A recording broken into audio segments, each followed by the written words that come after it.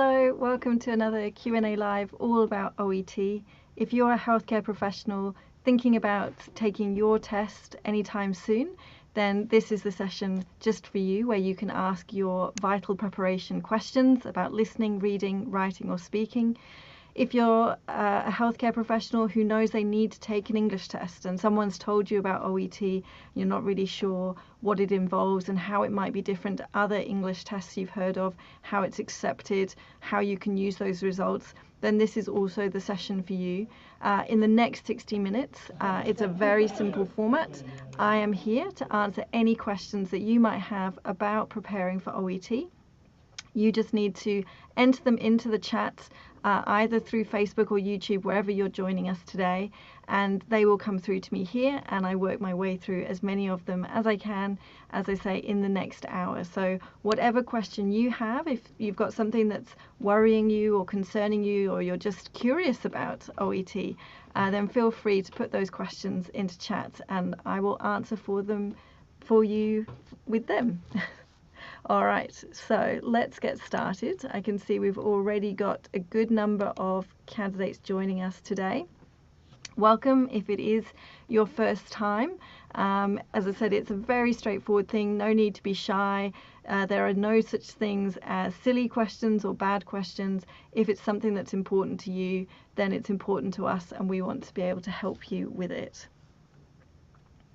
So let's start with this first question that comes from Ramon on YouTube, who's asking, what is the best practice for writing letters and getting feedback? So I think within your question, I think you've sort of answered a little bit of it yourself. The best practice for writing letters is to practice writing letters. So really trying to write something every day, even if it's not a full letter.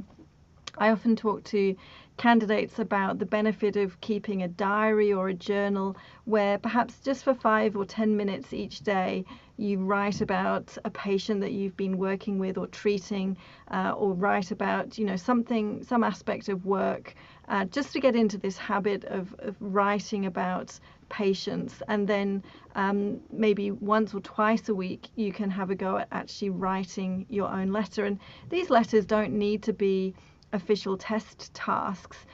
If you're someone who's already working with patients on a regular basis, again, those experiences of the patients you're working with now can make for excellent sort of role models, and you can easily come up with a scenario of why you might need to write a letter for discharging a patient or requesting a second opinion about a patient. So you can quite easily use the facts of real life experience to help you practice and prepare for the writing test.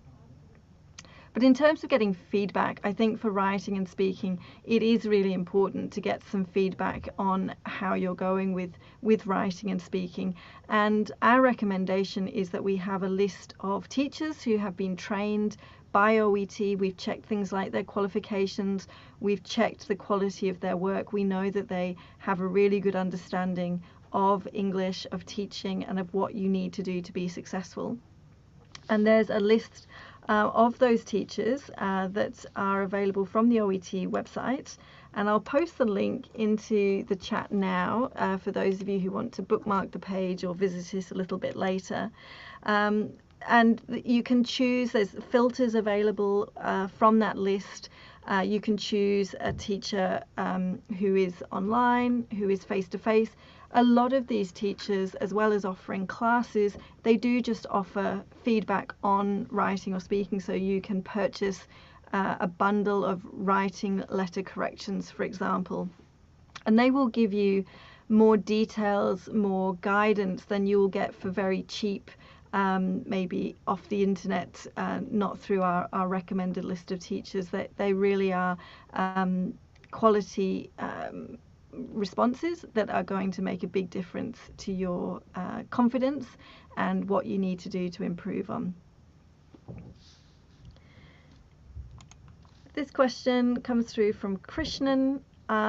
In writing, is the patient's family doctor known or an unknown case?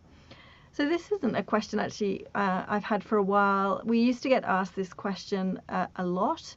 I think it's possibly comes up these days when a candidate is using old case notes, or perhaps also unofficial case notes, because OET has moved away from using the term family doctor in live tests and in case notes, because we know that this is something that causes confusion for candidates.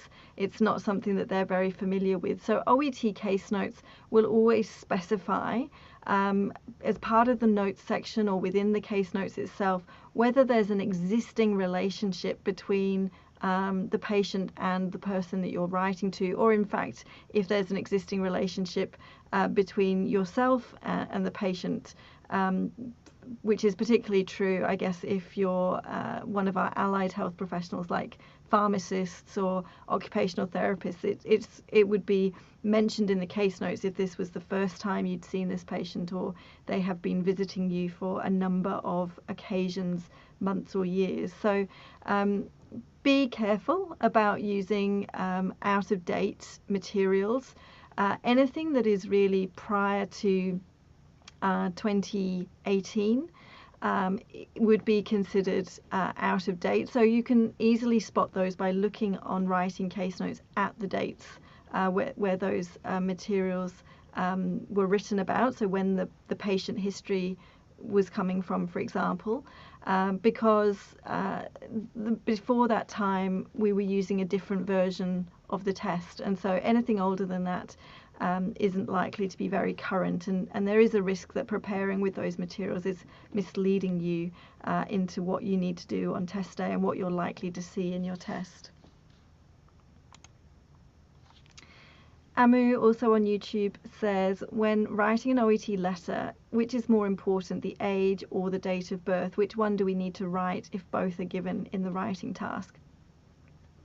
That's a good question. Again, it's one that candidates ask quite frequently, because in current case notes that are written and that you'll be seeing on test day, both the date of birth and the age are provided for you in the case notes. So you could say, okay, which one do I use, which is Amu's question. So our advice is in the reference line, the RE line, which is where you put the patient's name at the top of your letter around the greeting to the person you're writing to. In that line, the reference line, you should include the patient's date of birth. And the reason for that is because a date of birth is something that can be checked, can be verified on a database, for example. So in a hospital or other clinical setting, you'll be really familiar with asking the patients multiple times for their date of birth, because that's something that can be verified. Whereas a patient's age obviously changes from year to year, and it's not something that you can look them up by in a database. So on the reference line, use the date of birth. And then you can choose to include their age as part of your introduction, perhaps if you feel it's particularly relevant for the symptoms or the condition that the patient is presenting with, or that you're requesting treatment for, or just as a way of humanizing the patient. You can use the age in the introduction, but it's not always essential. It's not always really relevant, as I say, to the condition that they have, so can be seen more in an optional way.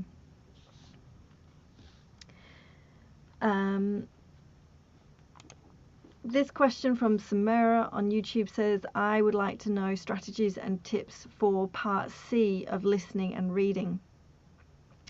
So before I give you any tips, I'm going to also post a link for you into chat for 2 playlists from our YouTube page. So let me just find those links for you and pop them into chat. So the first playlist is from Listening Week, which we produced at the end of last year.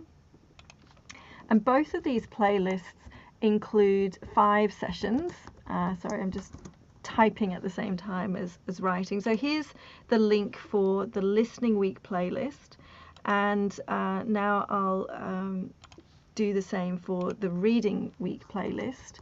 And as I said, both of these playlists include 5 sessions, And 3 of the sessions focus on each part of the test in turn. So there's one session dedicated to part C, one session dedicated to part B, one to part A. And the other 2 sessions, one at each end, cover how to develop good reading habits, good listening habits.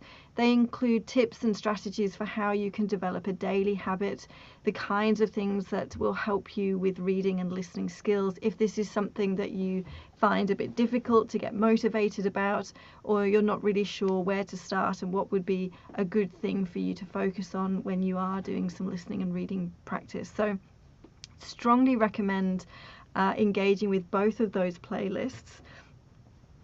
They also talk through common mistakes and reasons for mistakes for candidates getting questions wrong in tests. So there's a lot that is included in those 5 sessions. Let's just pick up on reading for now. I'm sure there'll be a point for me to come back and talk to about listening later. So some tips for reading part C. I'll pop these up on the screen now. The first tip is all around time management. Now this means a couple of things.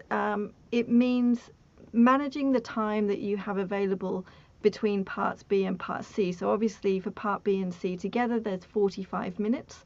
We recommend allowing 35 minutes for part C, so spending a maximum of 10 minutes on part B, 35 minutes for part C, but also to split that 35 minutes almost exactly between the 2 texts so that you have a similar amount of time to answer each set of 8 questions. It should be roughly 2 minutes per question. So it really is about managing your time, making sure that you're giving yourself equal opportunity to answer each of those 16 questions and not sort of ending up with 20 or 30 seconds to try and answer one question at the end of the time allowed. So managing your time is really important, and for some of you that is something that is going to take some practice, some time to work on.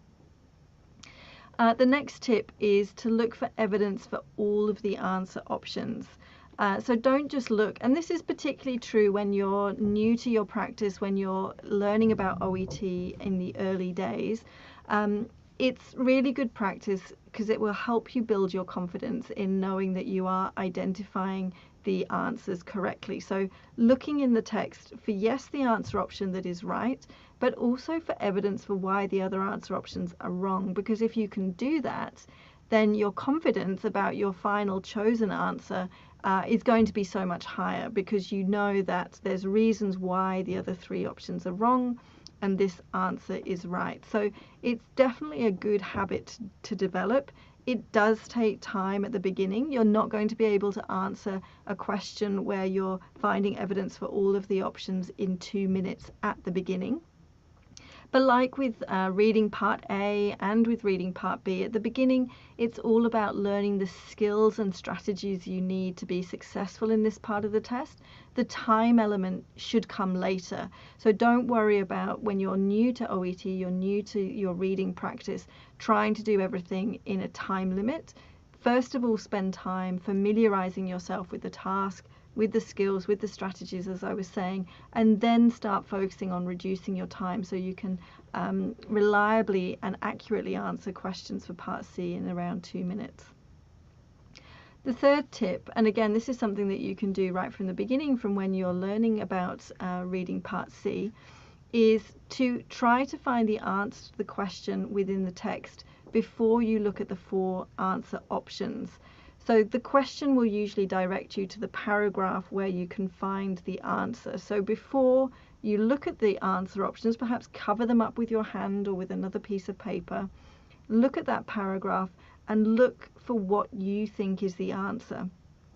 The benefit of doing that is then when you come to look at the 4 answer options, you're already giving yourself a clue about which 1 or 2 answers feel closest to what you've already identified in the text as being a plausible answer to the question. And then it's a case of looking at that 1 or 2 options again in the sentence where you found what you think is the answer in detail to make sure it fully answers that question, and then making your final choice. So hopefully those are some handy tips for you for there. Wi-Fi says on YouTube, can you please advise me about a course that improves my listening level? Absolutely. So as well as that playlist that I mentioned for Listening Week, which certainly includes lots of tips and strategies about improving your listening level, we've also got a number of resources that you can work on or with to improve your listening level. Now, the link that I provided a few minutes ago on studying with a teacher, as I also mentioned there, it includes a list of recommended teachers, some of whom will offer only listening courses. So if all you're interested in is working on your listening skills, you can work with them on your listening skills only. And the benefit of studying with a teacher to improve any part of the test is that they can personalize content and advice and strategies to you. They can look at what you're doing right now, what your current strategies are to the listening test. You can talk to them about what you find difficult with listening, and they can come up with resources and strategies to help you. So there's a lot of benefit to working directly with a teacher and doing that early on. So not waiting until perhaps you've been unsuccessful or you're really struggling and feeling quite despondent about your efforts. Studying with a teacher from the beginning is the best way to be successful quickest. In addition to those teacher-led courses, you'll also find listening materials, sample tests, online courses, course books from the OET store, and I'll link to the OET store into the chat now. There's a whole variety of resources there, depending on your preferences, your learning styles, and so forth.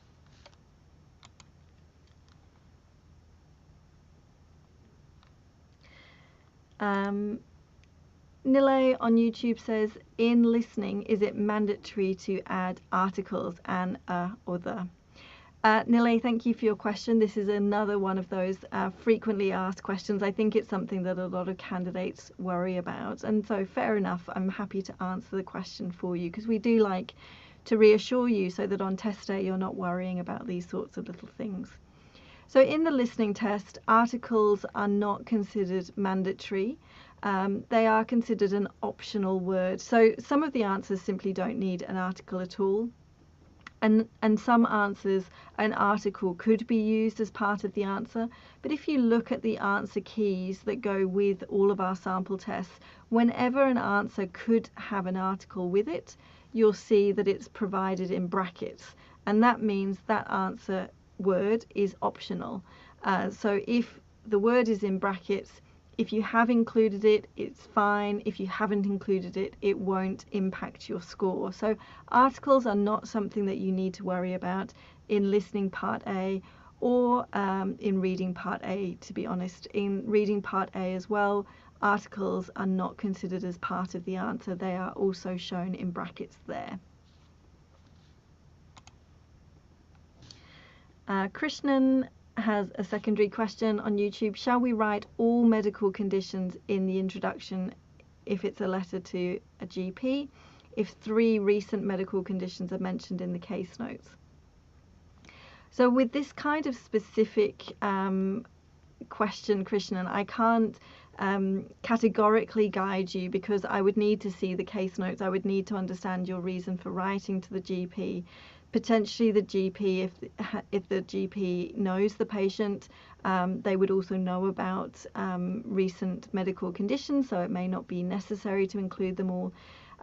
It depends on the reason for writing. It may be that you have a suspected diagnosis and only one of those conditions relates to that diagnosis. So these things are not guesswork. You will find the answer to questions like these from reading the writing task, which will provide you your reason for writing to this person, from the notes section to understand if there's any existing relationship between the patient and the reader, and from the history that is also provided within the case notes. So those decisions come from your understanding of the case notes and what is considered important, relevant information to the person that you're writing to. Harish on Facebook said, are capitalization rules strict in listening and reading modules? So no, the answer to that is very similar to the article question that I've just answered. Capitalization is not specifically assessed in either listening or reading part A. The only time when capitalization is important would be in reading part A when an answer is an acronym, which is, for example, like COPD or MRI, and these are always spelt with each letter as a capital. And as you know, with reading part A, you are copying your answers directly from one of the texts, so it would be given in the text as capital letters, as the acronym, and so you're just copying it directly. So if in that case you decided not to copy the capitalization as it was provided in the text, that would be considered an error and you wouldn't score any marks for that answer. But other than that, if you're worried about should the first letter of a word in my answer be capitalized, or, you know, this is a gap fill answer, so in the text it's used a capital letter, but here the capital letter wouldn't make sense with the question. Those sorts of things you don't need to worry about. Capitalization isn't specifically assessed.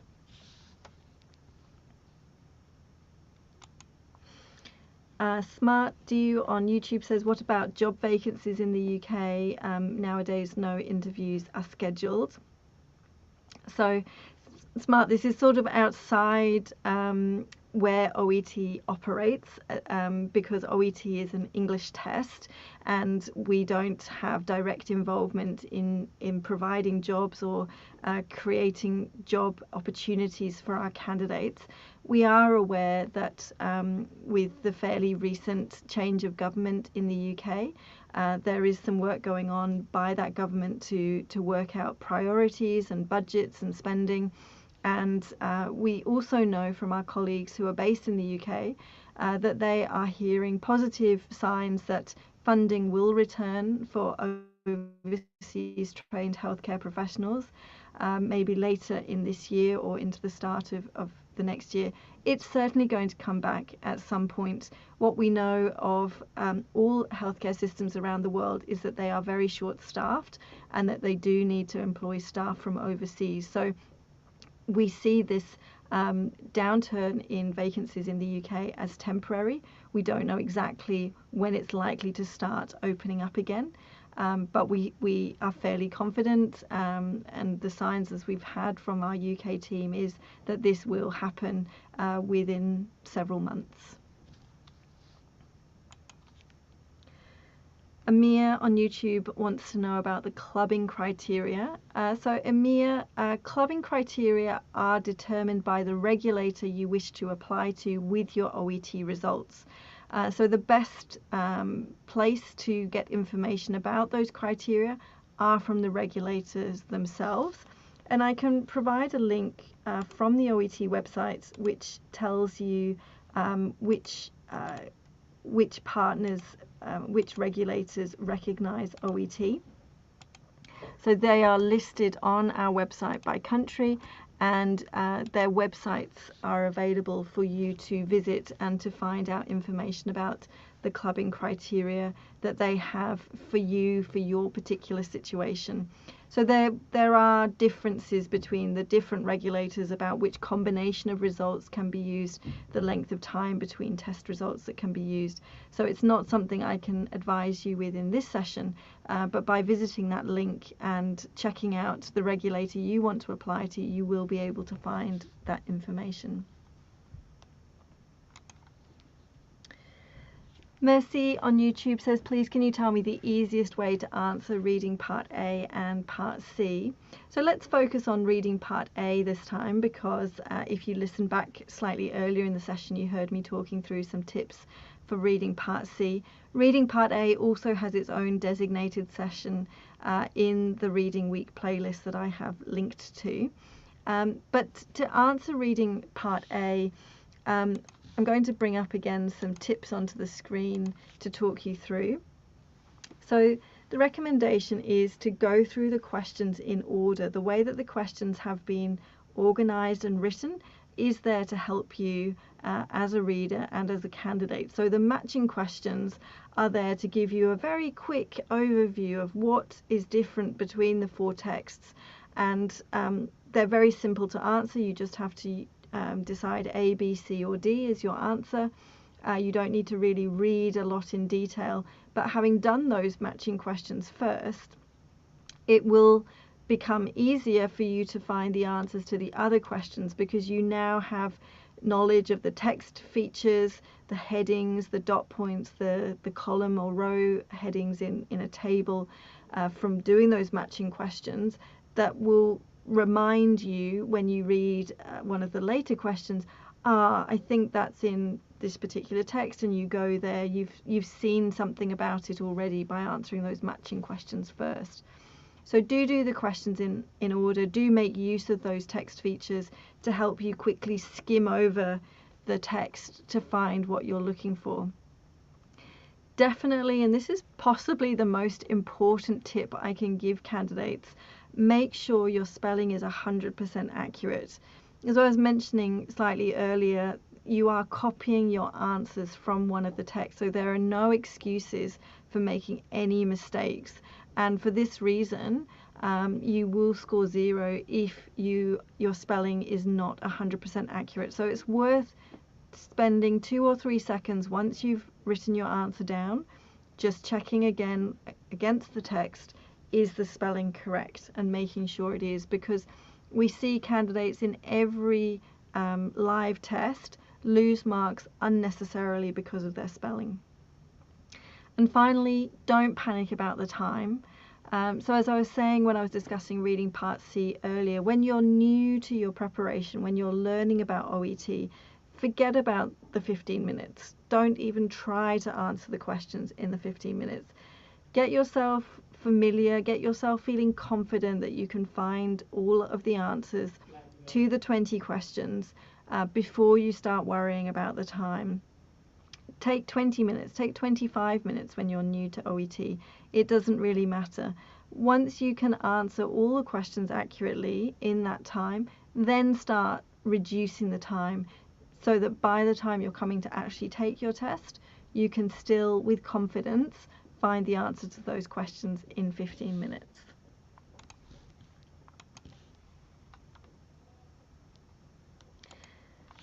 Another question from Amir about listening. If we write immobilization instead of immobilization, will it be marked correct or not?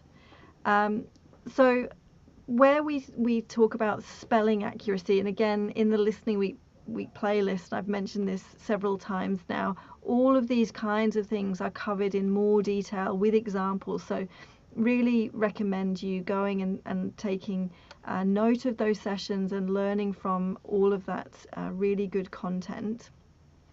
You'll notice that what is said in those in the session all about listening part A is you are expected to be able to correctly spell words that are very familiar to patients and healthcare professionals, and immobilization is a very familiar word. It is a long word, and your spelling accuracy is not linked to the length of the word. For example, cholesterol is a long word, but it's a very, very familiar word. So you are expected to be able to spell that correctly. So it is important that you work on your spelling accuracy. And the other thing that's really important is that you make use of the checking time that is provided for you during the listening test to check your spelling. Use some of that time to check the accuracy of your answers. Then you should be able to notice, for example, the second option you've written there, IMMB, if you'd used the checking time, you would probably have noticed, well, that's not actually pronounceable in English. We need a vowel between the second M and the B to enable it to be immobilization. That is quite critical, and by using your checking time, you should be able to pick up on those things, and perhaps even trying to say the word aloud silently while you're checking your answers is a good way of helping you decide have I spelt it correctly or not. Dido says on YouTube, what's the ideal time to skim Part A text on the reading part?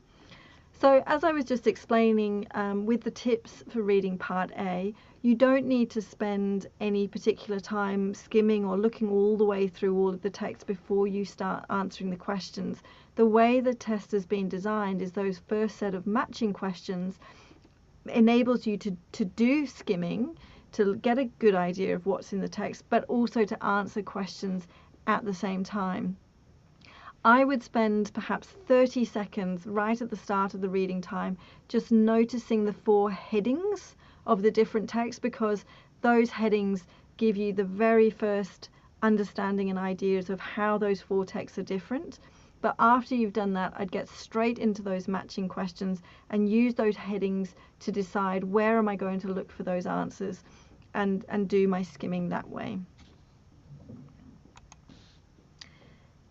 Sharon says, have there been any updates in writing? There haven't been any updates to any part of the OET subtests, but it's always great to check those that information with us.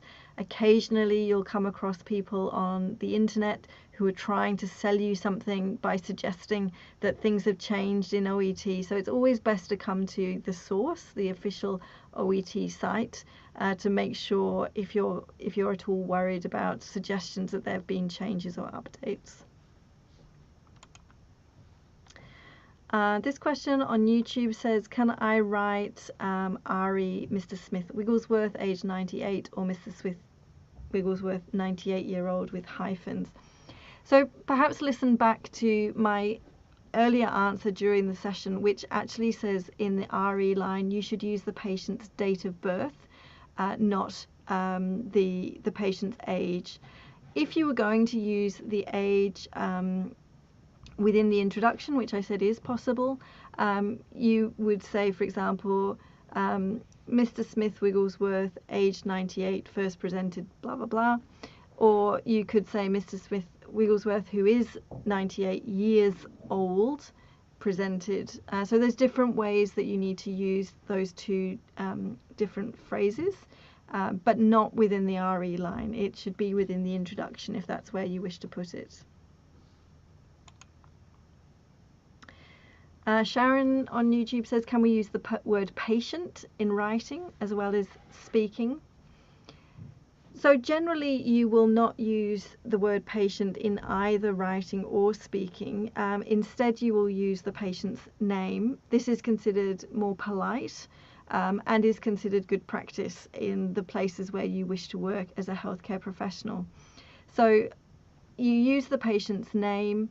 The one time where you might use the word patient in your writing is as part of your introduction. So you might say, for example, I'm writing to refer Sharon Saji, your patient, who is being discharged back into your care, or something like that. So that's the time when you would clarify that this is an existing relationship, and you would use your patient, for example, or my patient in another scenario. But other than that, using the patient's name the first time that you mention them in any paragraph, and then pronouns that are relevant to that person's name in other mentions of them in the same paragraph is normal. And with speaking, it should be the patient's name. Joby is saying on Facebook, are we allowed to underline for the listening module? So Joby, it depends a little bit on whether you're taking OET on paper or OET on computer. If you're taking OET on paper, yes, you're able to underline the questions and answer options. If you're taking OET on computer, you can highlight words in the questions, and you can use a strike through option to rule out different questions, different answer options when you've decided one is incorrect. You can't actually highlight words in the answer options, But you can, as I say, use that strikeout function when you've decided one is incorrect to help you decide your final answer. Fuz on YouTube says, do I have to finish writing before the end of time? For example, if I didn't submit the writing before the end of the writing time, would it be automatically submitted? From your question, I understand that you have taken OET on computer or OET at home. And yes, answers are automatically submitted in those cases for listening, reading, or writing. So if you haven't finally finished your answer and have sort of clicked next or end, when the time is up, your answers are automatically submitted. So you don't need to worry perhaps about having clicked that submit or next button, but you do need to try and make sure your answers are all complete within the time allowed, because you're not going to be able to make any changes once that time has elapsed, and anything that you have written is what's going to be assessed and considered for your final score. Samara says, I'm very confused about speaking, as one of my friends faced a speaking patient. In the start they gave all the details, which left them with nothing to say. What can we do in this situation? Samara, this shouldn't have happened. It doesn't usually happen as a rule, because our interlocutors go through strict training to make sure that they give you a good test day experience. I don't know whether this was a very old situation, but certainly in more recent times this is something that it isn't going to happen with the interlocutor. If anything does happen on test day, though, that you are not expecting, that doesn't meet your expectations about what you've learned about the test and what we have told you to expect on test day, the best thing to do is to report it to the test day manager if you're at a paper-based venue, or to the manager at your computer venue, and to submit a complaint to OET directly, which you would need to do within 2 days of taking your test, to let us know that something didn't go as it should have done, and we can then investigate and potentially offer you a resit if something was done that wasn't as it should have been done. So don't worry or feel confused about that for yourself. That's not going to happen for you. And you can see example speaking tasks produced by us that show how interlocutors work with candidates. And this is a good moment for me to ask whether you have seen this resource, our graded sample booklets that have been available from our website perhaps for the last couple of months now. I think there's still a lot of candidates that aren't aware of this really great resource. So I'm going to post the link to finding the graded booklets into the chat now. Let's just pop that in as a link. And I'll tell you a little bit more about them in case it's not something that you've come across yet. So in each of these sample booklets are 30 samples from real candidates. So there's a writing booklet and there's a speaking booklet. And within each booklet, 10 of the OET professions are covered. There are examples from 10 different professions. And each sample comes with a score and a commentary from an OET assessor that talks about the strengths and weaknesses of that candidate's sample. So if you've got any sorts of questions about what the test is going to be like, how the interlocutors will react and respond to you as a candidate, you can use the graded samples for that. You can also use the graded samples if you are aiming for a particular grade. You can look at an example at that grade for your profession to understand what the assessor thought were the strengths as well as weaknesses for that sample.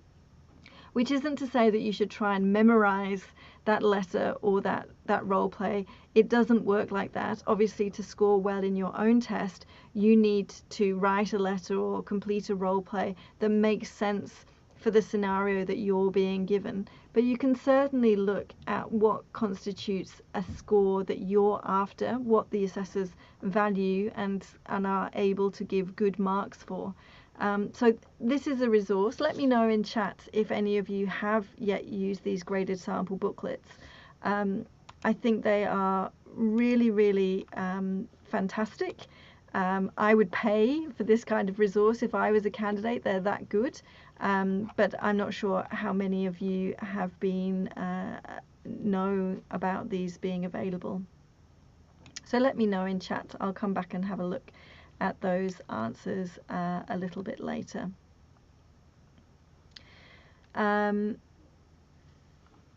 just picking up, Ahmed came back and said, how can you do all of those things that you mentioned in 2 minutes in reading part C? So Ahmed, part of my answer did touch on that. It was like at the beginning, no, you can't do those things in 2 minutes. It takes time, it takes practice to develop those skills to be able to do those things in 2 minutes. In the same way that, as I was saying for reading part A, you can't do all of those things in 15 minutes to begin with. So the thing is to not focus on the time initially, to focus on the skills, to focus on the strategies, and then narrow down the time as you get closer to your test day. Time is actually, it's often called, in fact, it's a sort of an idiom, time is your enemy. And I think in a test environment, time can make you do things that are not good sense, that you wouldn't do otherwise. So to be honest, when you're practicing, leave time out of it until you've developed those skills and you can do it even without timing yourself within 2 minutes.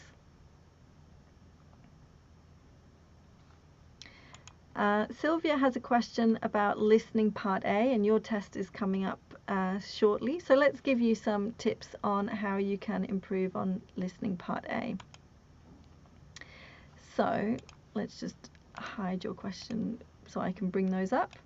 In listening part A, my advice is use the reading time available to you before each of the recordings start. So you have 60 seconds to look through the notes, and the headings are really important for giving you an overview of what you're about to hear, but also once the recording does start to keep you in place. So if you're struggling with one particular answer, the heading will help you know when the conversation is moving forward, so you don't miss out on subsequent answers.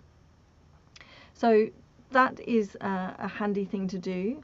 The next thing to do also within that reading time is to anticipate what kind of answer you're listening for from the words around the gap. So this isn't to say that you can guess the answer, but you can, with quite a degree of accuracy, anticipate what kind of answer is going to come from those words around the gap. So you might be able to anticipate, for example, well, this is going to be a symptom, or this is going to be an adjective that is typical to describe this kind of symptom, or it's going to be a name of a medical test that the patient has had, or a condition, or a job title, or these are all things that you can anticipate before you listen. And by doing so, when the audio plays, you're essentially just confirming those anticipations with something that you hear, and it makes it easier for you to record.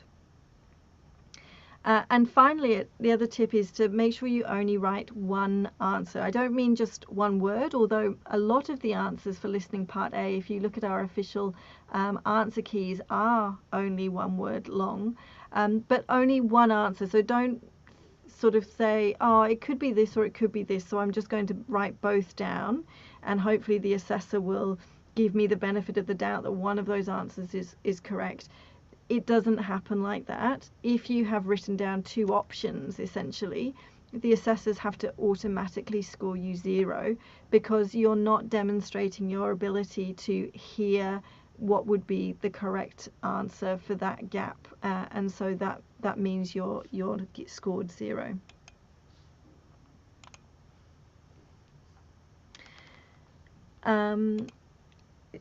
Dido on YouTube says, spelling differences between UK and US English, does it matter?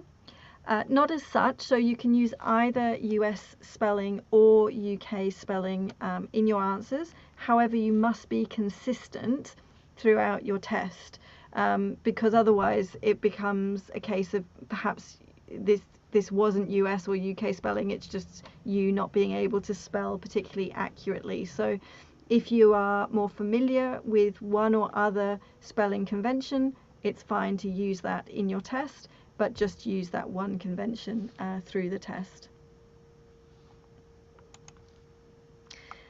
Nauman on Facebook says, can we write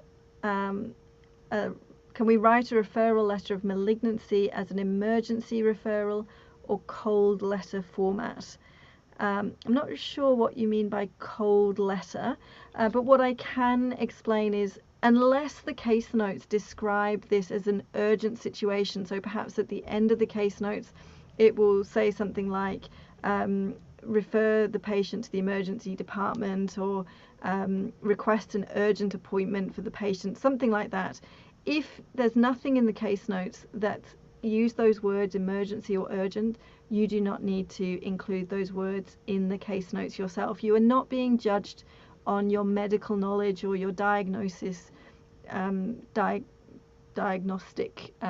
skills. Sorry, got the wrong word there. So you only need to communicate the information that you have been given in the case notes.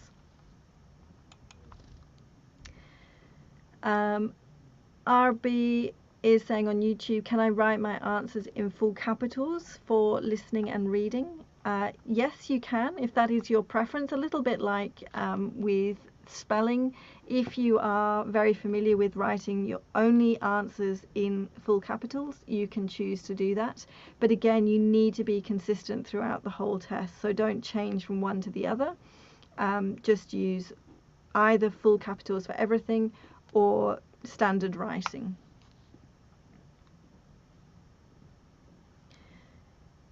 Rena is asking about whether we have any teachers specifically in Canada. Rena, we have in that list of teachers, teachers based in different countries around the world. None specifically in Canada at the moment, although there are some in the United States.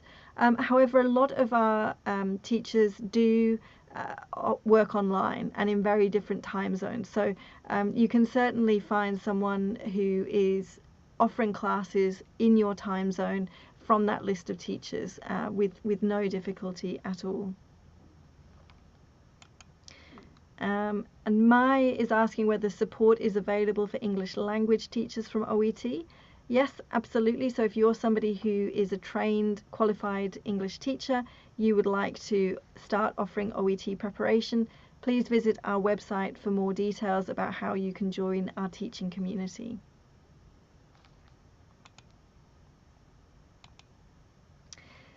Sigimon on YouTube says, is the speaking warm-up session assessed or not? It is not assessed. So all parts of the speaking test from the moment that you enter the room, either in person or on Zoom, is recorded. And that's for quality assurance purposes and to make sure that the interlocutor is following the recommended format for the speaking test. But the warm-up session, the questions that you ask perhaps during the preparation time, none of that is assessed. The assessors are only listening to the role plays, and that is what forms your final score. Prima on YouTube is saying, in writing, is cursive writing possible as long as it's readable? Yes, absolutely. So exactly as you've said, provided your writing is readable, any style of writing is allowed, and really it's down to whatever feels most comfortable for you. You don't want to be doing something different during the test. Do what you normally do that you're comfortable with. Use a pen or a pencil that you're very comfortable with using, and that's absolutely fine on test day.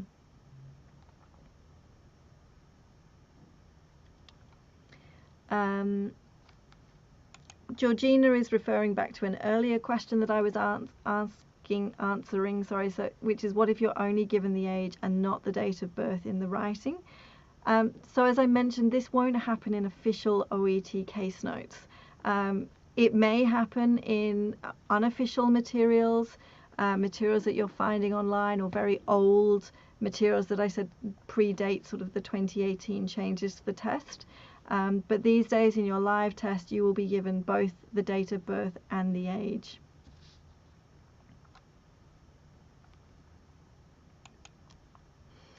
Annapurna on YouTube says, what score do we need to get in the speaking subtest in both the linguistic and communication criteria to score a B grade?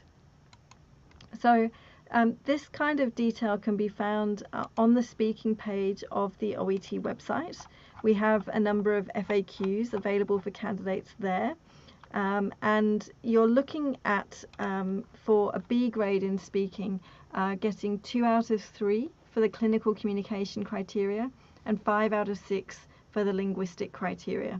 And as I was mentioning in that resource earlier, you can see examples of B grades, of C+ grades, to help you work out where your speaking is currently and what you might need to do to improve.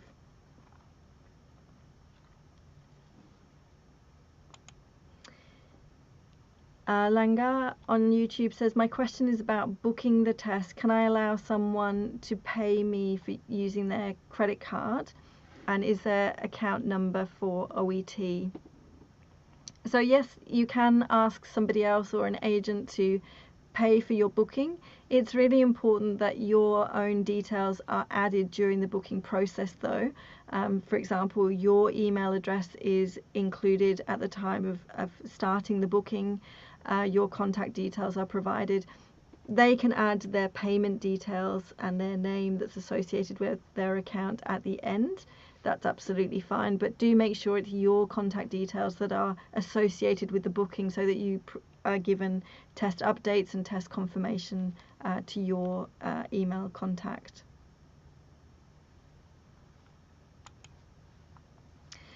Mai on Facebook says, when answering questions, the non-matching questions I think you mean, if it doesn't make sense grammatically, should we write the exact word in the blanks? So if you think you found the answer, but when you put it with the question it doesn't make sense grammatically, then that tells me that the answer you've chosen is not the right one. Because if you have found the correct answer, it will fit grammatically. Again, if you're having trouble with things like this, is it because you're using unofficial practice materials? We have seen available on the internet being shared around by candidates with good intentions, I believe, but quite poor quality materials that are not using good English. They include spelling mistakes, grammatical errors and so forth. They can actually do you a lot of harm compared to practicing with official materials that are at the right standard and at the right challenge.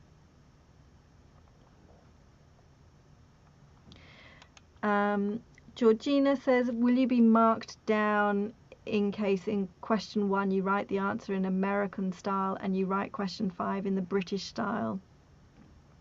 Yes, if you are switching between American spelling and British spelling, the assessors are likely to think that you have misspelled the word because you do need to be consistent, as you would in real life. If you were writing a letter or you were writing handover notes, the person that who is reading those would expect you to use one style of spelling throughout your communication. So yes, it is important that you stick to one style in your answers. It can be one or the other. It's your choice, your preference, but you should be able to consistently spell in that format for the test. Juvicel says, is it okay to use all caps in writing for computer-based test? So for the computer-based test, it's completely unnecessary to use all caps, and in fact that's not how anybody types normally. So no, it's not recommended and not advised. The only reason that it's allowed in the paper-based version of OET is because some people write like that every day in ordinary life. and it makes their handwriting legible also. But there's no need. It's absolutely no point to write like that in the computer test. Ismail is following up from a question that I answered a little while ago. So yes, the computer test allows you to highlight keywords in the listening and the reading questions, and you can try this out for yourself on our sample test pages on the OET website, oet.com. You can try out the computer-based sample tests and try out the functionality that goes with them. All right, let's have one more question, and then I will tell you about what is coming up soon. So Annapurna is saying, my score is stuck at 320 marks for writing. I can't find where I'm losing my marks. So this is a great time for me to remind you, and let me post the link again to those graded sample booklets. I think these booklets are so good. They're a really essential resource for candidates who are not really sure about why they're not getting the score that they want. Have a look at the writing for your profession and for the other professions. It doesn't have to be the same profession as you. The way that we communicate is the same across healthcare professions. But look at candidates who are getting the C+ score, in your case Annapurna, and what the assessors are saying they need to work on to improve on those weaknesses. And I think that should give you some ideas about what is missing. So let me tell you about the session that is coming up in a couple of weeks' time. Actually, sorry, that isn't correct, because we've already done the 4th of September. So hang on a second, I will just quickly go to another screen and check the details for that next session coming up for you. It will be in 2 weeks' time. It will be with my colleague Shekinah, and it will be at roughly those times that I've shown on the screen now. So please ignore the date, but at those times of the day, the session will be here again in a couple of weeks' time. So if I didn't get around to answering your question today, you can come back and ask my colleague Shekinah the questions in 2 weeks' time, and she will be happy to answer those questions. You can also submit questions through Facebook Messenger. They come through to the education team if it's a question about preparation, and we aim to answer all of those questions within 24 hours. So if you have a burning question, if your test is coming up next weekend and you'd like us to answer before then, submit through Facebook Messenger and we'll get back to you with your answer then. So because I wasn't able to show that slide, I do have a couple more minutes just to answer these 2 questions that have come through. So firstly, Francesco, keyboard shortcuts are disabled during the live based test. So although you're able to use them when you practice, even if you're taking one of our practice computer tests that I've just mentioned, the software that you use at the computer venue or that you install to take OET at home disables shortcuts like copy and paste, so they won't work during the live test. So you need to prepare and be ready to do the test without those shortcuts. And this final question, if you write less than 180 to 200 words, will you be marked down? Potentially, if your paragraphs of your letter is significantly less than 180 to 200 words, what has happened is that you have either over summarized the situation and or perhaps left out important details that the reader needs. So it is likely that you will lose marks perhaps for content, perhaps even for purpose, depending on what you have omitted from your letter. So you don't need to be exactly between 180 to 200 words. It could be 5 or 10 words less, it could be 5 or 10 words more. You don't need to sort of worry about counting your words to be spot on, but if it's significantly less or significantly more, then it does suggest either something's missing or too much information is included, and your score will be impacted slightly for that. All right, so thank you to everybody joining today for those great questions that you've asked. My colleague, as I said, will be back in a couple of weeks' time, so do join her for that session. Look out for our live all-star sessions that are coming up very soon. I think we've got a good session coming up. I'm just looking who's next. We've got sessions that ran yesterday, all about reading. So if you weren't able to see that session yesterday and you've been asking questions today about how to improve on your reading, then that's a good session for you. It's available now from @official OET YouTube. So I'll see you again soon. Thank you very much for today.